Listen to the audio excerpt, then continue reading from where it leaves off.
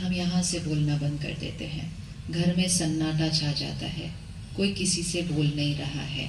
कोई बात नहीं, मौन रखने में कोई प्रॉब्लम नहीं है, मौन रखना तो बहुत अच्छी चीज़ होती है, लेकिन वो मौन नकारात्मक मौन है।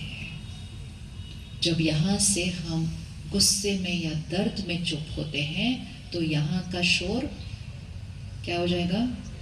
संकल्पों की गति धीमी हो जाएगी या बढ़ जाएगी? कितनी बढ़ जाती है?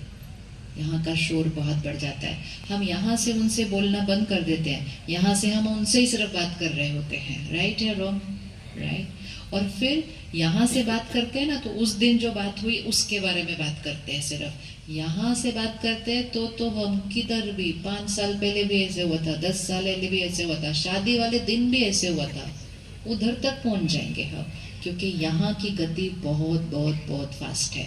और 1 सेकंड में देखो, वो सारी नकारात्मकता उस घर के वायुमंडल में फैल गई और वो हवा बन गई उस सुंदर से मकान की जिसको इतनी मेहनत से बनाया था।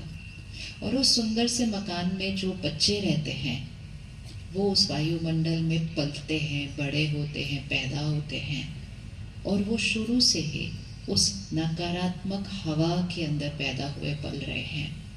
तो फिर वो बच्चे आज शक्तिशाली कैसे बनेंगे? कैसे बनेंगे? फिर उनके अंदर चिंता, उनके अंदर डर, उनके अंदर असंतुष्टता, उनके अंदर गुस्सा, वो तो बहुत स्वाभाविक है क्योंकि वो उसी हवा में पलते हैं। तो कौन कौन अपने घर के वायुमंडल को ठीक करने के लिए तैयार है? एक बार अच्छे से घूम के देख लो पूरे ग्राउंड में, सबने हाथ उठाया, जिम्मेवारी उठा ली। अब हो सकता है जिनके साथ आप रहते हो वो भी आपकी साथ वाली कुर्सी पर बैठे हुए हैं, तो आपने कहा चलो इन्होंने हाथ उठा लिया तो यही कर लेंगे, फिर मेरे को तो अलाउड है कुछ भी और करना। हर एक ध्यान रखे, घर स्वर्ग मकान के साइज से नहीं बनने वाला है। घर स्वर्ग कितना सुंदर बड़ा मकान, कितने सारे उसमें चीजें हैं, उससे नहीं बनने वाला है। घर स्वर्ग बनेगा वहां रहने वालों के संस्कारों से। और उसमें भी अब सबके संस्कार परफेक्ट हो ये हम नहीं कर सकते हैं, लेकिन घर स्वर्ग बन सकता है उस घर में रहने वाले एक के संस्कार से। एक के संस्कार से ही वायुमंडल सारा बदल जाएगा और दूसरों के संस्कार बदलने शुरू हो जाएंगे। आपने कभी अनुभव किया कि एक जना गाना गाता है घर में तो दूसरा भी गाना लग जाता है? कभी ऐसे हुआ कोई भी गाना एक जना गा रहा है तो थोड़ी देर में दूसरा भी वही वाला गाना गुनगुना रहा होता है? कभी ऐसा अनुभव हुआ किसी? हुआ ना? संस्कार भी ऐसे ही होते हैं, सोच भी ऐसे ही होती है। अगर एक जना चिंता करेगा ना और फिर उसको वाणी में भी ले आएगा, ऐसे हुआ, क्या करे, कैसे हुआ, थोड़ी देर में दूसरा भी वैसे ही सोचना शुरू कर देगा, थोड़ी देर में तीसरा, और बहुत जल्दी चारों चिंता करने लग जाएंगे।